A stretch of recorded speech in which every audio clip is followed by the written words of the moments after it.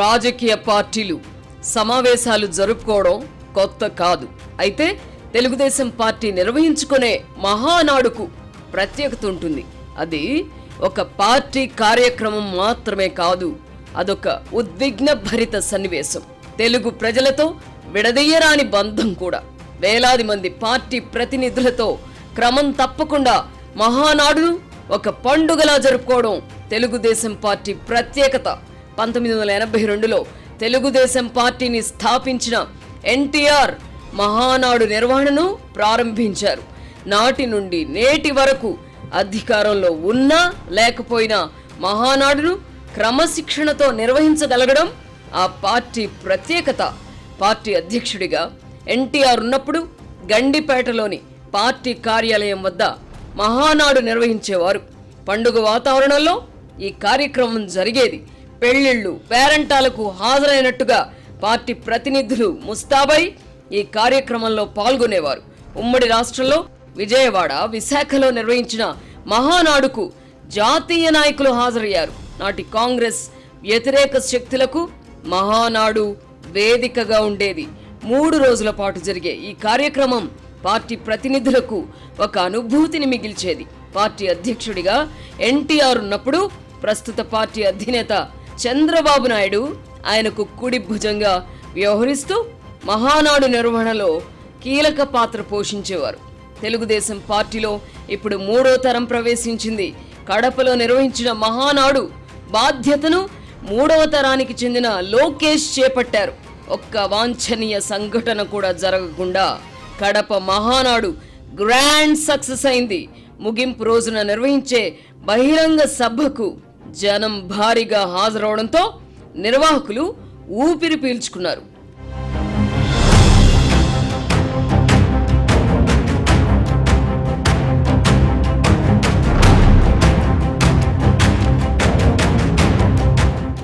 సాధారణ ఎన్నికలకు ఏడాది ముందు ఒంగోలులో నిర్వహించిన మహానాడు పార్టీ శ్రేణుల్లో ఆత్మస్థైర్యాన్ని నింపగా, అధికారంలోకి వచ్చిన ఏడాది తర్వాత ఇప్పుడు నిర్వహించిన మహానాడు ద్వారా కూటమి ప్రభుత్వంపై ప్రజల్లో వ్యతిరేకత ఏర్పడిందన్న ప్రచారంలో నిజం లేదని, ప్రభుత్వంపై ప్రజల భరోసా సన్నగిల్లలేదని రుజువైంది. ప్రభుత్వం పట్ల సానుకూలత విషయం పక్కన పెడితే మాజీ ముఖ్యమంత్రి జగన్మోహన్ రెడ్డిపై ప్రజల్లో కోపం ఇంకా తగ్గలేదని మహానాడు ముగింపు సభ చెబుతోంది. చంద్రబాబు నేతృత్వంలోని కూటమి ప్రభుత్వంపై ప్రజల్లో, కార్యకర్తల్లో నైరాశ్యం నెలకొన్నదన్నట్టుగా ఇటీవలి కాలంలో సోషల్ మీడియాలో విస్తృతంగా ప్రచారం జరిగింది. జగన్మోహన్ రెడ్డి పాలనలో అనేక ఇబ్బందులు పడ్డ కార్యకర్తల్లో ప్రభుత్వంపై ఆశలు, ఆకాంక్షలు అధికంగా ఉన్నందున ప్రభుత్వంలో ఏ చిన్న పొరపాటు జరిగినా సోషల్ మీడియా వేదికగా ప్రతిస్పందన తీవ్రంగా ఉండింది. ముఖ్యమంత్రిగా చంద్రబాబును సైతం విమర్శించడానికి తెలుగు తమ్ముళ్లు వెనకాడలేదు. దీనికి తోడు కొన్ని ప్రధాన సంక్షేమ కార్యక్రమాలు ఇంకా అమలు కాకపోవడంతో ప్రజల్లో నిజంగానే వ్యతిరేకత ఏర్పడిందా అన్న అనుమానం రాజకీయ పరిశీలకుల్లో కూడా ఏర్పడింది. ఇదంతా చూసి ప్రజల్లో నిజంగానే వ్యతిరేకత మొదలైందని, 4 ఏళ్ల తర్వాత మళ్లీ అధికారం తనదేనని జగన్మోహన్ రెడ్డి ఆశలు పెంచుకుంటున్నారు. అయితే ఈ ప్రచారంలో వాస్తవం లేదని కడప మహానాడు రుజువు చేసింది. పార్టీ కార్యకర్తల్లో ఉత్సాహం ఏమాత్రం తగ్గలేదు. అతి క్రియాశీలకంగా వ్యవహరించే కొద్ది మంది మాత్రం అతిగా వ్యాఖ్యలు చేస్తున్నారని అర్థమవుతోంది. శాసనసభ్యులపై కార్యకర్తలకు కోపం ఉన్నప్పటికీ ఆ కోపం పార్టీ మీద కాదని రుజువైంది. కడప వంటి చోట మహానాడు నిర్వహించిన వస్తులున్నాయా లేవా అని కూడా చూడకుండా వేలాది మంది కార్యకర్తలు తరలి రావడమే ఎందుకు నిదర్శనం. ముగింపు సభకు ప్రజలు స్వచ్ఛందంగా తరలి రావడం హైలైట్.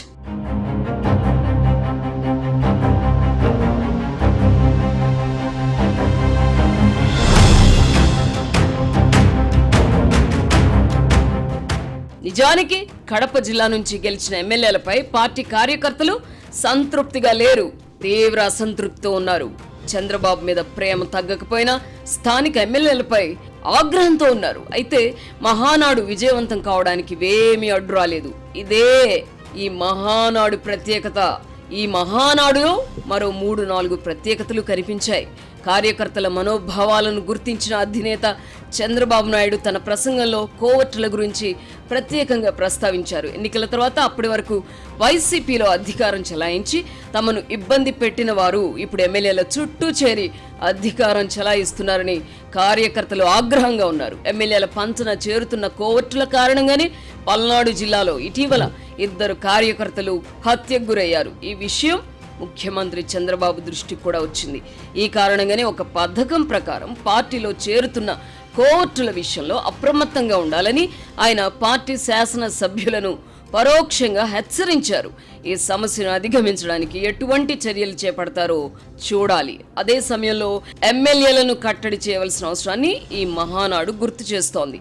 ఏడాది క్రితం జరిగిన ఎన్నికల్లో జగన్మోహన్ రెడ్డి ఓడిపోవడానికి ఆయన మాత్రమే కారణం కాగా, ఇప్పుడు ప్రభుత్వంపై ప్రజల్లో వ్యతిరేకత అంటూ ఏర్పడితే అందుకు శాసన సభ్యులే ప్రధాన కారణం కాబోతున్నారు. ముఖ్యమంత్రి చంద్రబాబుపై ప్రజల్లో భరోసా సన్నగిల్లలేదు కనుక ప్రజలు ప్రస్తుతానికి సర్ది చెప్పుకుంటున్నారు.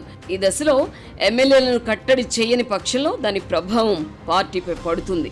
ఈ అంశాన్ని వక్తలు తమ ప్రసంగాల్లో ప్రస్తావించకపోయినా ఈ మహానాడు ద్వారా పార్టీకి అంతర్లీనంగా అందిన సందేశం ఇదే. కార్యకర్తలతో పాటు ప్రజలు కూడా ప్రస్తుతానికి సానుకూలంగా ఉన్నారు. మిగతా 4 ఏళ్లు కూడా ఇదే సానుకూలత కొనసాగాలంటే పార్టీ నాయకత్వం కొన్ని విరుగుడు చర్యలు తీసుకోవాల్సిందే.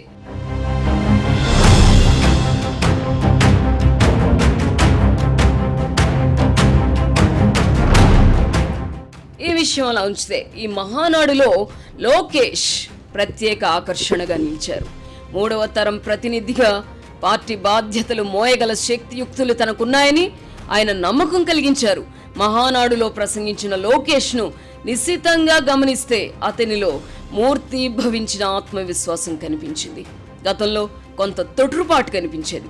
తెలుగు భాషపై అంతగా పట్టు కూడా ఉండేది కాదు. ఇటీవల ఢిల్లీలో కుటుంబ సభ్యులతో కలిసి ప్రధానమంత్రి నరేంద్ర మోదీని లోకేష్ కలుసుకోవడం, ప్రధాని వారితో 2 గంటల పాటు గడపడం తెలిసిందే.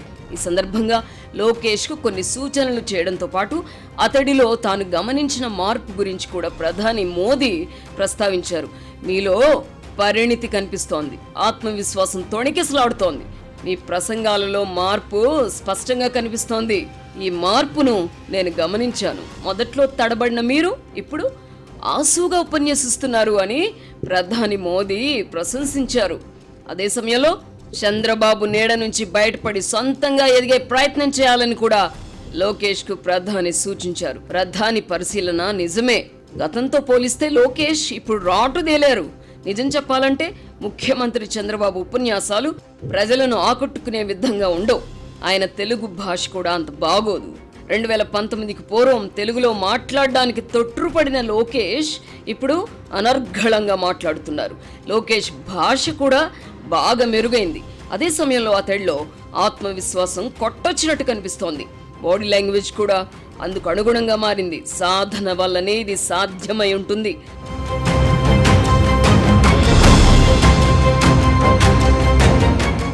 వర్తమాన రాజకీయాలలో లోకేష్కు ఎదురైనన్ని అవమానాలు మరే ఇతర నాయకుడికి ఎదురవలేదు. జగన్ అండ్ కో ఒక పథకం ప్రకారం లోకేష్ను కించపరిచే విధంగా ప్రచారం చేశారు. పప్పు అని అవమానించారు. అతని భాషను హేళన చేశారు. చివరికి ఆయన పుట్టుకపై కూడా జుగుప్సాకరంగా మాట్లాడారు. మామూలుగా అయితే ఇన్ని అవమానాలు ఎదురైనప్పుడు మానసికంగా కుంగిపోతాం. అయితే లోకేష్ వాటిని పట్టించుకోకుండా లక్ష్యం వైపు కదిలారు. తానేమిటో రుజువు చేసుకోవడానికి ఆహారాహం కృషి చేశారు. బాడీ షేమింగ్కు గురైనప్పటికీ బాధపడకుండా ఆహార నియంత్రణ పాటించడం ద్వారా విమర్శకుల నోళ్లు కట్టేశారు. రాజకీయాలలో నంబర్ 2గా ఉన్నవారిని టార్గెట్ చేసుకోవడం సహజం. ఎన్టీఆర్ ఉన్నప్పుడు నంబర్ 2గా ఉన్న చంద్రబాబును కూడా అప్పటి కాంగ్రెస్ నాయకులు టార్గెట్ చేశారు. ఆయనపై నిత్యం ఆరోపణలు చేసేవారు. చివరికి చర్మ సంబంధమైన సమస్య వచ్చి చికిత్స తీసుకున్నప్పుడు కూడా అవమానించారు. అయితే లోకేష్కు ఎదురైనన్ని అవమానాలు చంద్రబాబుకు ఎదురవలేదు. తనపై వస్తున్న ఆరోపణలకు చంద్రబాబు వెరవకుండా కార్యకర్తలు, నాయకులకు నిత్యం అందుబాటులో ఉండడం ద్వారా ఎన్టీఆర్కు వారసుడిగా నిలిచారు.